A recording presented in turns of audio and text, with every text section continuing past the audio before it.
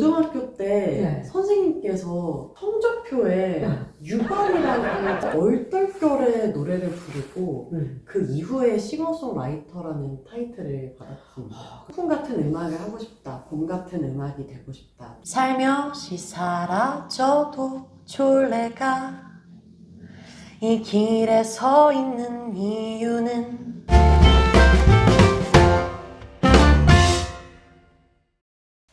봉수 최정화의 랑데부입니다. 오늘은 제가 누구랑 함께 하는지 아세요? 정말 노래, 피아노, 작사, 작곡 만나는 유발님과 함께 합니다. 안녕하세요. 안녕하세요. 네, 반갑습니다. 우선 본인 소개 좀 해주세요. 안녕하세요. 반갑습니다. 저는 싱어송라이터 유발이라고 합니다. 네, 유발님. 우선 제가 알기에 6살 때부터 피아노를 배우기 시작하고 21세까지 노래까지 하는데요. 네. 어떠한 계기로 또 이렇게 싱어송라이터로 전향을 하게 됐는지 너무너무 궁금해요. 네. 꿈을 추구하는 데 있어서 좀 결란 선택을 좋아했던 것 같아요. 네. 그래서 6살 때 피아노도 가족들은 약간 왜 갑자기 피아노를 하는데 막 졸라서 피아노 사주세요 그러고 본인이 원해서? 네, 조르고 졸라서 이렇게 했고 그 다음에 클래식 연주를 계속 이렇게 하는데 이게 조금 저랑은 좀 안 맞는 부분이 있더라고요. 다른 더 재미를 추구하고 싶은 마음이 들던 차에 재즈를 접하게 됐고 그렇게 대학교를 가게 돼서 재즈 피아노로 공부를 하다 보니 또 마음속에 무언가가 발동을 하는 거죠. 네.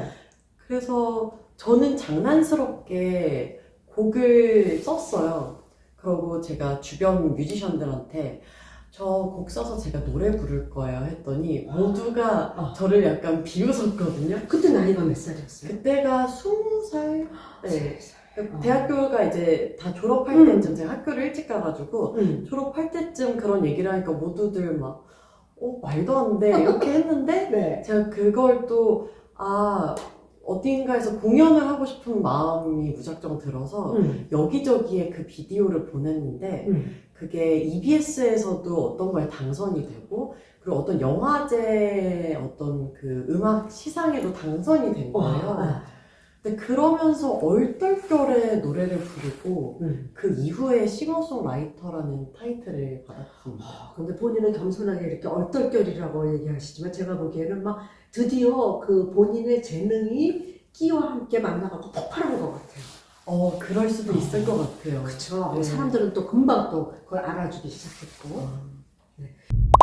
그 다음에 오늘 제가 이렇게 만나면 꼭 궁금했던 게 유발님이 영어로는 또 이로 쓰잖아요. 근데 본인 본명은 또 강유연님이시잖아요. 네, 근데 맞아요. 어떻게 해서 그 이름을 그렇게 쓰게 됐는지 너무너무 궁금해요. 사람들도 다 시청자님 궁금해하실 것 같아요.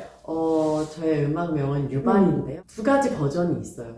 첫 번째 버전은 제가 감히 최정화 선생님 오늘 처음 뵀는데 그 예전에 그 저희가 이렇게 이름을 이렇게 바꿔 부르는 재밌는 그런 게 있어서 예를 들면 최정화 선생님은 정발이 막 이렇게 하는 것처럼 맞아요. 마지막 그 글씨를 발로 바꾸는 게 유행이었었어요. 그래서 저도 그냥 강유발이 그런 이유가 이제 하나가 있고요.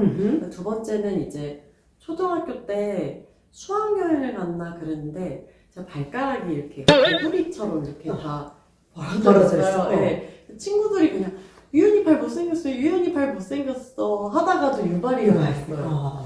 그러다 보니까 유발이라는 이름이 그냥 또 이름 대신 불리운 거예요.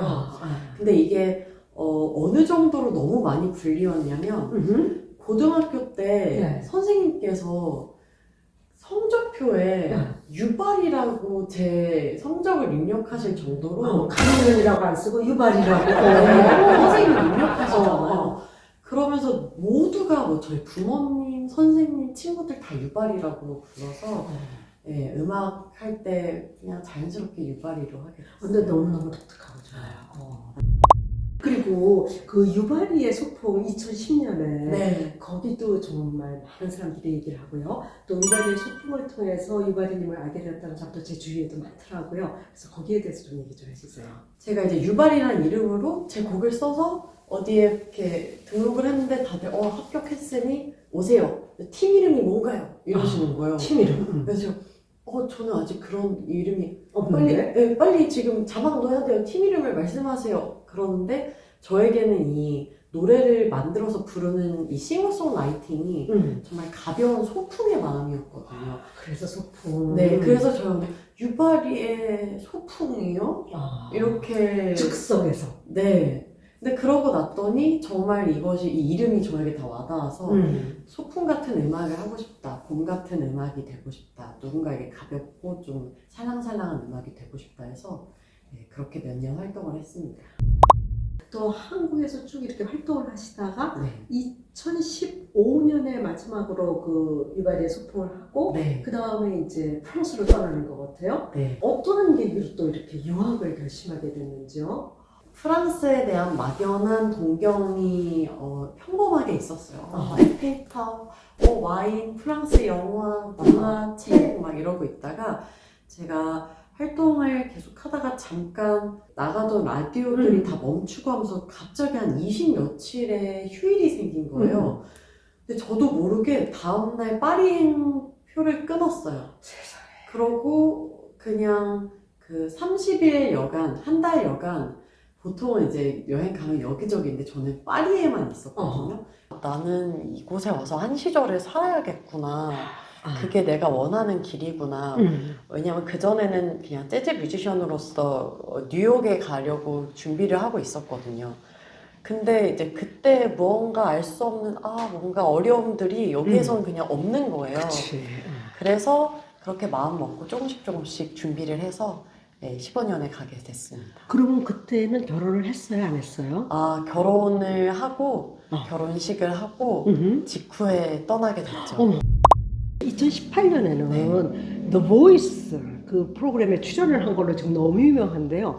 어떻게 하다가 그 프로그램에 출연을 했고 또 네. 심사위원으로 어떻게 또 미카를 선정했는지 얘기 좀 해주세요. 제가 프랑스 유학 생활을 하면서 물론 공부도 열심히 했지만 공연을 많이 다녔어요. 그래서 한 15개국 정도에서 계속 끊임없이 작은 공연들을 이어갔는데 아마도 그 영상을 보시고 그 더 보이스 캐스팅 팀이 연락이 오셨던 것 같아요. 우리는 뭐 너에게 관심이 있고 해서 알겠다 뭐 이런 오케이. 식으로 했는데 혹시 더 보이스 아니야? 그래서 불어로 얘기하니까 갑자기 불어로 더 보이스를 아냐고 해서 제가 오이 라부아? 그쵸? 더 보이스 라부아? 알죠? 막 이랬더니 그게 아니고 그럼 그 다음에 미카를 아냐고 하시는 거예요. 그래서 미카 알죠? 그랬더니 그가 출연하는 프로그램인데 나와주실 의향이 있냐? 그래서 우와 오이 하면서 갔는데 참 그때 만삭이었었어요. 그랬구나. 네, 그러고 이미 한국에 들어가려고 다 정리를 하는 과정이었어요. 제작진께서 많이 저를 배려해 주셔서 저는 한국에 와서 아이를 낳고 직후에 다시 왔다 갔다 하면서 촬영을 세상에 그렇게까지 배려를 해줬어요. 네, 근데 뭐 또 사실은 그냥 이 전체적인 타이밍이랑 맞았던 거죠. 막 저를 위해 막 프로그램을 움직인 건 아닌데 많은 걸 배려를 해주시고 그래서 저는 그 더 보이스 촬영 내내 왔다 갔다 했어요. 세상에. 네. 한국이랑 왔다 갔다 하면서 출산 직후였는데 네. 그때 정말 어렸을 때잖아요. 막 이제 갓난아이였는데 네. 이제 그리고 나서 지금 시간이 이렇게 흘렀는데 애들하고의 그 삶, 엄마로서 뮤지션으로서 아이들하고 이렇게 소통하는 건 어떤 식으로 진행되고 있어요? 근데 이제 아이를 키우다 보니까 온종일 동요만 들리는 거예요. 그렇네. 그래서 그러다 보니까 제가 이거를 어떻게 융합을 시킬까? 지금 도저히 떼려야 뗄 수 없는데 아이를 키우기도 키워야 되겠고 음악도 하기도 해야겠고 그렇죠. 그래서 제가 이제 동요 프로젝트 마담 꾸꾸라는 마담 꾸꾸가 거를 그래서 나왔구나. 하게 됐는데 그러면서 이제 육아 음악을 같이 했죠. 아이들이랑 같이 녹음했거든요. 깐난 아기 때 정말 둘째는 지금 언어를 구사할 수 없을 때라서 그러면 웃는 소리 웃는 소리라도 녹음하고 그렇게 해서 밸런스를 찾으려고 노력을 했어요. 그리고 마담 꾸꾸 제목은 또 어떻게 해서 마담 꾸꾸를 졌어요? 그 유학을 이렇게 하면서 남편과 떨어져 있고 그렇죠. 중간중간 1년에 몇 번 만나지 못했어요. 그러고 이제 임신을 하게 돼서 혼자 지냈어요. 네, 혼자 한 8개월 정도를 혼자 지냈는데 입덧이 되게 심한 거예요. 아주 심해서 막 자주 파리에서 쓰러지고, 어떡해. 예, 막 혼자 쓰러져 있다가 막 일어나면 막 다음날이고 이러고 어, 아주 힘든 시간을 힘들었다. 보냈는데, 그 꾸꾸라는 말이 뭐 뻐꾸 원래 그럴 수도 있지만 되게 친한 친구들 사이에서 꾸꾸 인사하잖아요. 저는 그 인사가 저에게 되게 큰 용기를 줬거든요. 마치 그 프랑스 친구들 사이에서 꾸꾸 하면 내가 정말 이들과 되게 친해진 것 같고. 그렇지. 저는 이 단어가 너무 특별하고 좋았는데 한국에서 태명이라는 걸 짓는다는 거예요. 그래서 그러면 내가 아이의 이름을 꾸꾸라고 지어야겠다. 이제 꾸꾸라고 얘기하면 기분도 좋아지고 인사도 되고 하는 그렇죠. 거예요. 그래서 그게 아이의 태명이었고 그러다가 이제 동요 프로젝트를 하게 됐는데 막 주변에서 좀 멋진 프랑스 이름을 붙여봐. 근데 저는 약간 또 재밌고 싶은 거예요. 그럼. 네, 그러다 보니까 마담 꾸꾸가 저는 마담 꾸꾸니까. 그렇죠. 아니 너무 좋아요 제목도 마담 꾸꾸 다가오고. 감사합니다. 유바리의 소품 마담 꾸꾸 최고. 네. 정말 진짜요. 지금 그 아이들이 학교 다니고 유치원 다니고 그러는데 엄마가 이렇게 활동하는 거에 대해서 자랑스럽게 생각할 것 같은데 어떻게 생각해요?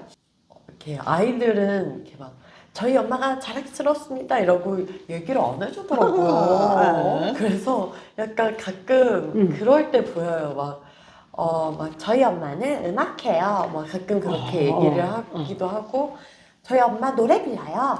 TV 나와요. 막 이러면서 가끔 얘기를 하는데 그러고 제가 이제 마담 꾸꾸를 한 이유 중에 하나는 그 어린이 공연을 이렇게 많이 했거든요. 그 아이들 와서 육아도 하고 일도 하고 그러면서 아이들에게 좀 낭만적인 음악을 부르고 이렇게 들려주고 싶은 거였는데 그 공연 때는 애가 약간 이렇게 뭔가 막 광대뼈 올라가 있고 콧구멍이 커져 있어요. 근데 이제 나중에 집에 오면 막 엄마 좋았어. 그러니까 내심 좋은데 그쵸? 네. 그럴 때 그 좋아하는구나 그런 생각이 들어요. 뿌듯하겠어요. 그래서 유바리는 이제 한국에 돌아오고 나서 계속해서 이제 뭐 라디오 활동도 그렇고 또 공연도 하고 뭐 본인이 늘 평소에 하는 작사 작곡 계속하고 계시고 근데 이제 조금 전에 우리 얘기했던 마담 꾸꾸 그 프로젝트를 보면은 그 아이들 그쵸? 동요 그리고 저는 참 놀란 게 출판이잖아요. 그쵸? 근데 어떻게 또 이렇게 음악에서 출판이라는 책이라는 영역으로 오게 됐는지 그 얘기도 조금 해주세요. 두 가지로 이렇게 정리해서 말씀드릴 수 있을 것 같은데 뮤지션으로서 매체 음반에 대한 고민이 늘 있었어요. 예전에는 LP가 있었고 카세트 테이프가 있었고 그 다음에 CD로 넘어왔고 근데 요즘은 이제 스트리밍 시대가 되면서 사실 이 현물 음반이 되게 상징적으로 되어버렸거든요. 아이를 키우는데 아이들 장난감 중에 이렇게 소리 나는 장난감들이 많더라고요. 치면 소리 나는 거 있잖아. 근데 그러다가 어떤 책이 있는데 얘가 책을 누르니까 소리가 나는데 갑자기 그걸 보는 순간 제가 왜냐면 아트웍도 담을 수 있고 이건 그냥 스스로 음악이 나오는 거예요. 그래서 혼자 유레카 하고 알아봤더니 아직 어떤 뮤지션도 이걸로 음반을 내본 적이 없으시죠.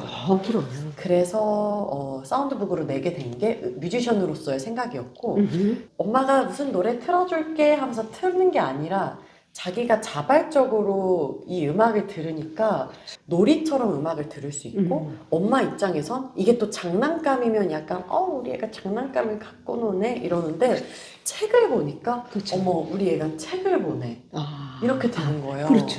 그렇게 해서 이 책을 사운드북이라는 이 매체를 관심을 갖게 됐는데 2년 동안 중국 막 여기 이 나라 저 나라 하면서 만들어낸 그런 책입니다. 그 다음에 보니까 유바리님은 음악뿐만 아니라 그 EBS 그죠 테마 기행 같은 걸 보면은 뭐 프랑스의 여러 지역을 다니고 근데 진짜 큐레이터 유바리님으로서 저도 굉장히 또 좋아하거든요. 근데 본인은 그 제일 좋아하는 프랑스가 어떤 지역이세요? 프랑스 지역 중에서 저는 사부아 지역을 제일 좋아하고요. 이유는? 여행을 정말 많이 다녀봤거든요. 그 유학 기간 2년 반 동안 혼자 있으니까 이 시간이 다시 안 올 거란 거 알아서 못해도 한 달에 2번은 해외여행을 계속 갔어요. 프랑스에서. 프랑스에서. 그래서 그냥 원 없이 다 다녔는데, 네. 뭐니 해도 그 알프스 산을 제가 걸어서 이렇게 일주를 해야 됐다고 하니까 한 바퀴를 돌았거든요. 네. 그때가 제일 잊혀지지가 않아요. 그저 그냥 산을 걸으면서 순수하게 자연 속에서 있었던 한 2주 동안 그런 시간을 가졌었는데, 그래서 그런지 사부아 지역이 아주 애착이 갑니다. 네. 유바리님 하면 아까 그 유바리의 소풍처럼 굉장히 통통 튀고 밝고 발랄하고 이런 음악을 많이들 생각하는데요. 네. 조금 다른 톤으로 음악을 하실 생각도 혹시 있으신지요? 요즘 곡 작업하는 곡들이 진중해지고 있어요. 이게 어떤 삶의 무게 때문인지 네. 그래도 어떤 밝음이 있다라고 많이 말씀을 해주시더라고요. 그 유바리의 소풍 때는 정말 봄이 왔네 이러면서 되게 맑고 이렇게 가벼운 음악들을 하다가 제가 이제 유학을 갔다 와서 정말 솔직한 마음으로 무얼 노래하고 싶은 걸까라는 곡을 썼어요. 제가 한 소절 와! 네, 시청자 여러분요 한 소절 하십니다. 살며시 사라져도 졸래가 이 길에 서 있는 이유는 스르르 희미해진 어제처럼 뿌옇게 흩어지지 않고 노래 부르는 이유는 그 이유는 뭘까? 이런 너무 좋아요. 그리고 정말 많은 곡도 이제 항상 쓰고 계시고 그런데 본인이 가장 애정하고 있는 곡은? 제가 가장 애정하는 곡은 2가지가 있는데 하나는 꾸꾸, 네, 마담 꾸꾸의 꾸꾸라는 곡인데 제가 불어로 처음 만든 곡이거든요. 불어로 작사 작곡을. 네. 그 마담 꾸꾸 한번. 네. 이게 마침 가져와 주셨네. 네. 한번 우리 시청자 여러분한테 소개해 드릴까요? 네, 이건 마담 꾸꾸 사운드북인데요.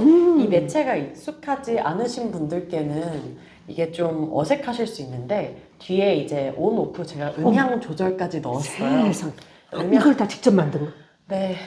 정말 음악하는 사람이 제조를 하면 이렇게 힘든 일이구나. 정말. 페이지마다 정말 아름다운 아트웍들이. 아니 이 아트웍은 다 누가? 모임별로도 유명한 그 조한 펜슬이란 예명의 그 아티스트께서. 와 정말 너무 예쁘다. 매 페이지 너무 예쁘죠. 종이의 이 재질까지도 정말 최선을 다했습니다. 네, 그 느껴지네요. 네, 거기에서 이제 첫 번째 곡이 꾸꾸예요. 제가 만든 곡인데 한번.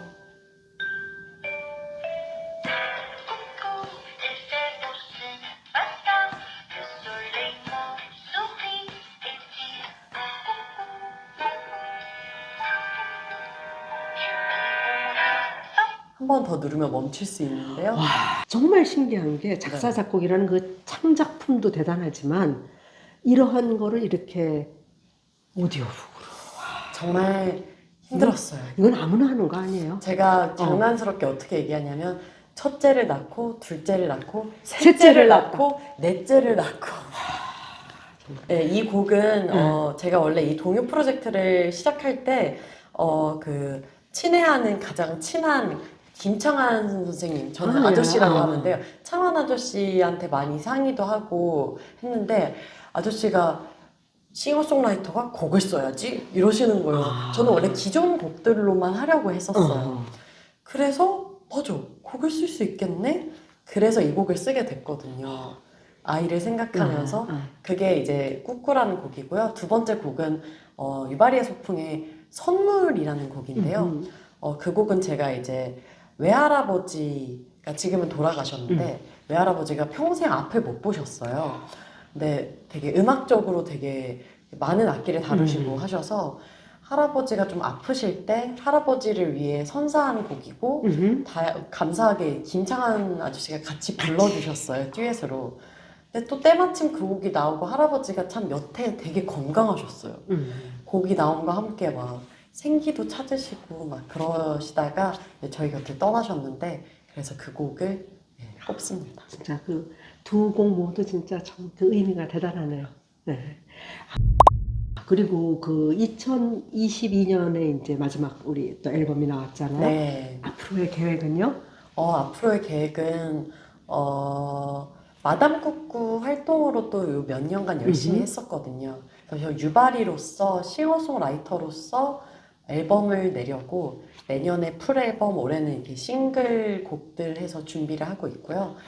공연을 조금 더 부지런히 해보자 그런 생각과 좀 활동을 더 열심히 해보려고 지금 열심히 준비 중입니다. 여러분들 오늘 제가 유바리님을 오늘 인터뷰하느라고 처음 배웠는데요. 물론 이제 인터뷰하기 전에 여러 가지 사전 준비를 하고 저도 많은 걸 숙지하기를 했는데 정말 만나보니까 그 동안의 그 삶을 얼마만큼 본인이 열정적으로 최선을 다해서 그리고 또 개인적으로 또 음악적으로 이렇게 풀로 사신 게 정말 매 순간 느껴지는 그러한 인터뷰였습니다. 그리고 얘기를 하다 보니까 앞으로 오늘 얘기는 진짜 단지 시작에 불과한 것 같아요. 들을 얘기가 너무 많은 것 같아서 우리 곧 또 다음에 만나야 될 것 같아요. 시간 내주실 거죠? 네, 그럼요. 네, 그럼 우리 또 곧 다음에 봐요. 네, 꼭 뵈어요. 네. 아비안또. 아비안또.